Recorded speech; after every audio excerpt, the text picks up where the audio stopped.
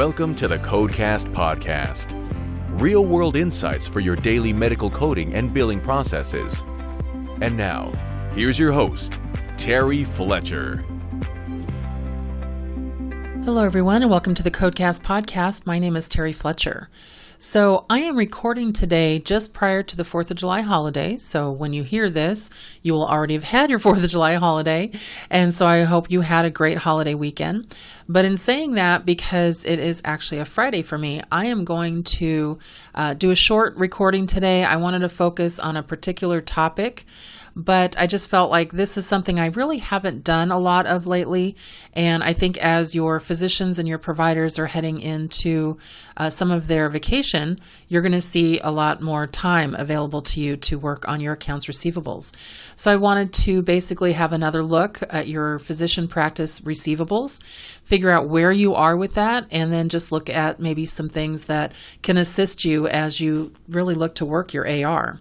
So first of all, do you know how much outstanding you have in your accounts receivable? Do you have how much is in your 0 to 30 day, your 30 to 60 day, your 60 to 90 day, and the dreaded 90 to 120 day? And unfortunately, some practices also have that 120 plus day categories. So you should really know this off the top of your head on a daily basis. Knowing this will allow you to spot problems quickly. Why is knowing this so important?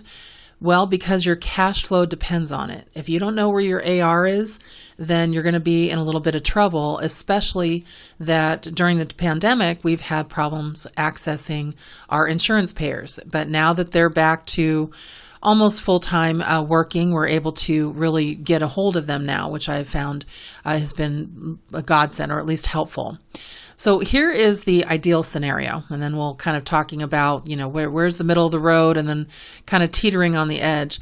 And I pulled a lot of this, not just from my own experiences, but one of my fellow colleagues with the National Society of Certified Healthcare Business Consultants, one of the healthcare CPAs, Reed Tinsley, he did an article on this back in April, and I was reading through it, and I just felt like it really spoke to the moment. So a shout out to Reed for some of the information that I'm also going to talk about. So the ideal scenario is keeping your physician practice receivables in the 0 to 30 day category is really the place that you want it to be. But what happens when it starts edging over into the 30 to 60 day category? Well, a lot of, collectors, and I know some of you are billers and coders, you'll say, oh, I'll get to that. It's not a priority right now.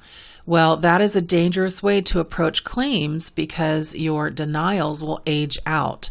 And you have to be sitting here thinking, oh my gosh, it's already July. When did that, sneak up on us? And time really does fly when you're not looking. And so you don't want that to happen to you. The middle of the road would be those claims and denials that are in the 60 to 90 day category. And at this point, some of your appeals rights have really passed you by. You should look at those contracts because I'm seeing as I'm assisting practices in negotiating contracts, some will only allow you to appeal within 60 days after receiving the payment.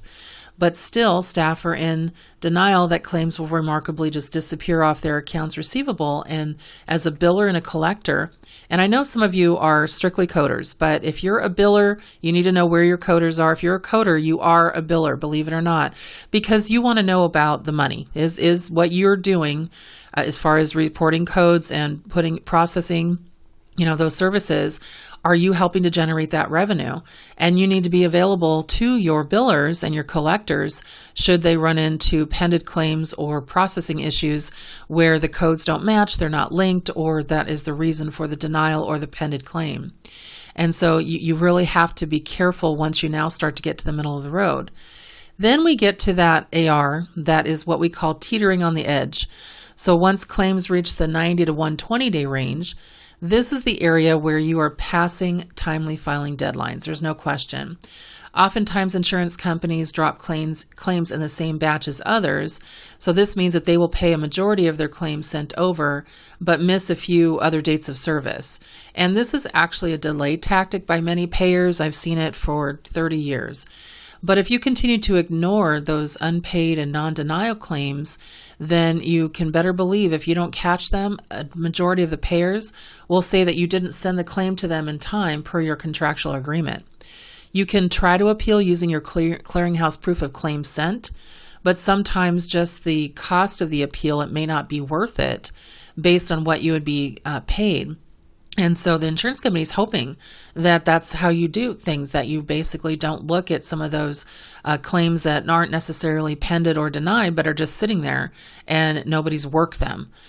Worst case scenario, now we're into the 120 plus day category. This is the most dangerous place to be for your unpaid claims to sit. Claims come here to roost for a long period of time. You know, it's like you're, it's like that child you have that swears they'll never move out of your house. Most practices just let claims sit there and age out for years.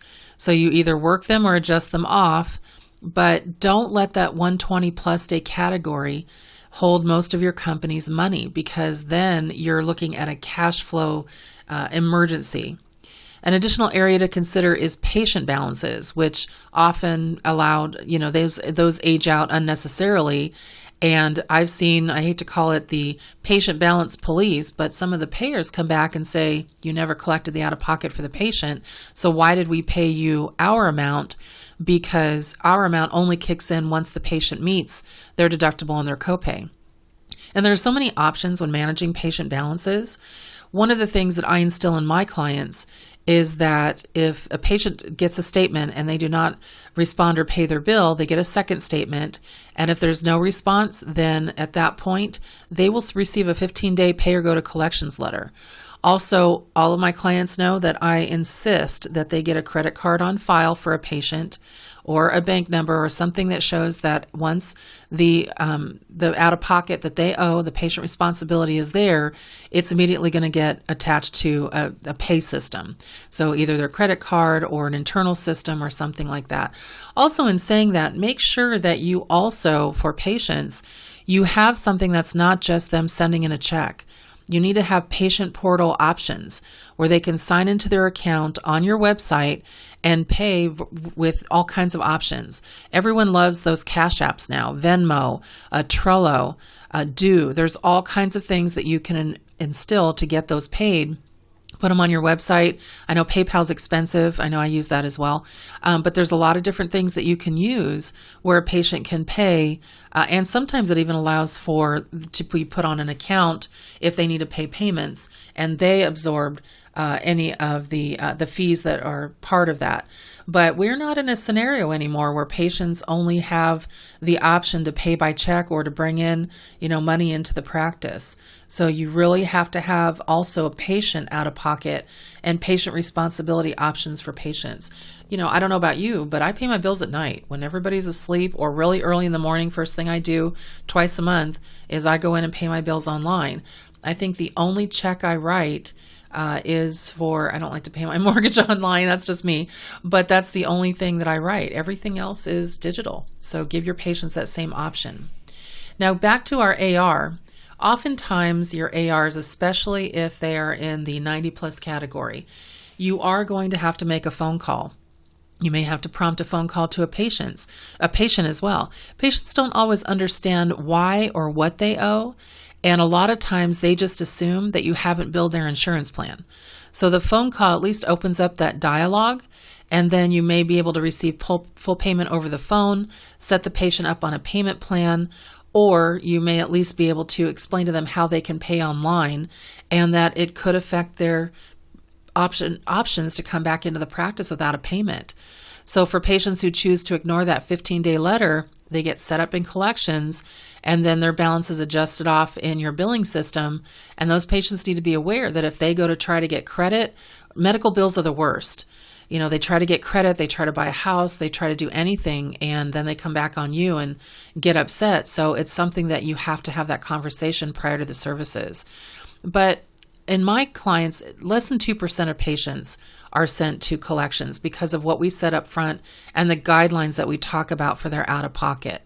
Now, it does take a while to get that process under control if you've never done it before, but trust me, you do have happier and more satisfied patients because their entire health profile, not just their clinical side, but also their administrative and financial side, is being taken care of, and they understand their responsibility as well as what the physician's doing for them.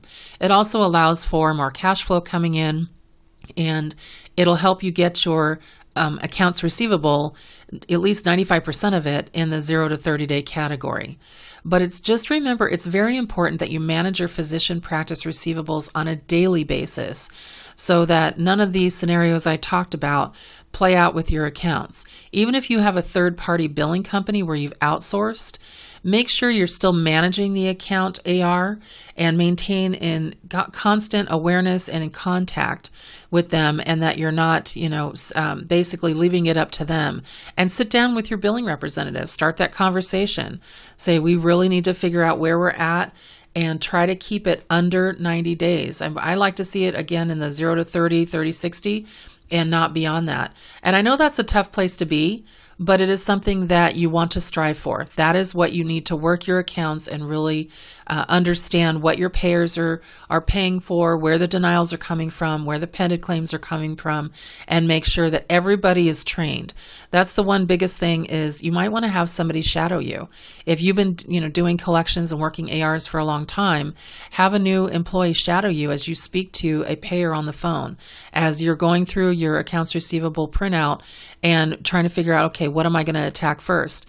And a lot of practices always have their collectors attack the high balances first. Now, I agree with that to a point, but also clean up some of those low balances. It's almost in reverse to how a lot of people get out of debt. They pay off the small services first, or small balances they have on different cards first, and then attack the big ones. And then when you get to a physician practice working AR, you attack the big ones, and all this little money just keeps sitting there. So make sure that you're equally attacking some of this money on that AR so that you can keep up your cash flow. Now, since we're talking about AR and we are talking about collections a little bit, I wanted to talk to you about a question I got. It was from one of my Coding Corner clients, so I figured it was a good way to kind of lead into it as far as our coding question. It says, our practice just received a demand letter from our Medicare administrative contractor, so our MAC, insisting that we were overpaid. According to a thorough review of our records, we feel that Noridian is mistaken. Do we have any recourse? So yes, you do. With Medicare overpayments, you have two choices. You can send your MAC a rebuttal, or you can appeal the decision, initiating the traditional Part B appeals process. So when appealing an overpayment, it's similar to appealing a denied claim. You need to collect and submit documentation to your MAC proving medical necessity, and that's a big thing because it's their standard, not yours. And the standard of 5 levels of Medicare appeals apply and include the following. So the first one, level 1, would be redetermination. Level 2 is reconsideration of a claim. Level 3 is the administrative law judge. You really hope you don't have to take it that far, but sometimes you do. Or it's called an attorney adjudicator at the Office of Medicare Hearings and Appeals. And then level 4, I've actually taken something that far before. Medicare Appeals Council Department Appeals Board. It's called a DAB review. Level 5, I actually haven't gone that far yet. I actually helped a practice with their documentation efforts go there, but I actually didn't sit in on that. And that's a U.S. Federal District Court review. And so that's when you get way up there, and that's usually a kind of a series of claims, not necessarily just one.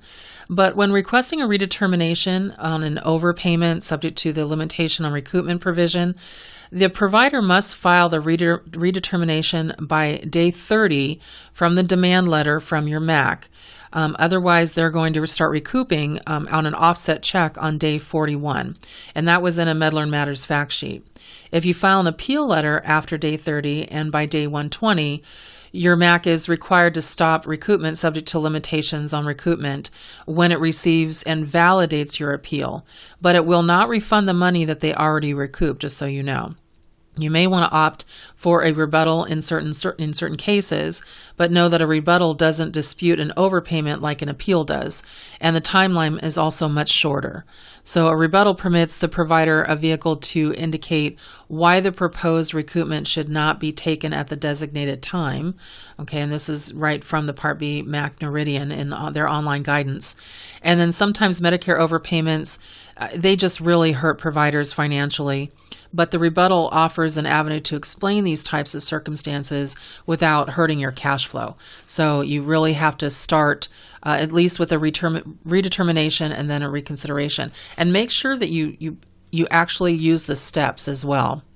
And then remember that you only have 15 days from the date you receive the demand letter from your MAC to submit a rebuttal. Plus, your rebuttal statement needs to explain why recoupment should be stopped and offer documentation and evidence to prove your reasoning. And remember, the rebuttal process is not an appeal and does not change anything regarding the debt owed. It's just you're trying to get feedback on how you can make this work and possibly even have to pay payments, but stop the request for the overpayment, especially if you feel it's mistaken. You want to be able to state your case. So really look at those demand letters. Don't ignore them because they will offset checks right away, usually within that 41st day, and I've seen it done. And so you want to pay attention to those demand letters. So make sure you're looking at them.